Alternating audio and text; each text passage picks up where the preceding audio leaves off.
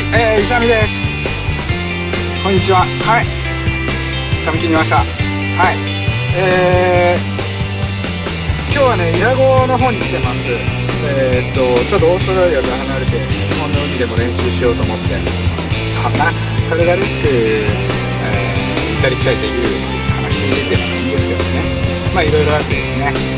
伊良湖岬の方に来てます。今日はね、台風21号、明日明後日かな、本番なんですけど、もうちょっとうねりが入ってきてるんで、まず今日新日ポイントで、入ってみたいと思います。今日はね、ブラックボックス2を使って、まあ、ちょっと軽い波が多い、ポイントなので、そのブラックボックス2で、やってみたいと思うんですけれども、課題はもちろん縦の意識と、あと内股意識、ちょっと最近意識から遠のいてた気もするので、内股意識をやっていきたいと思いますので、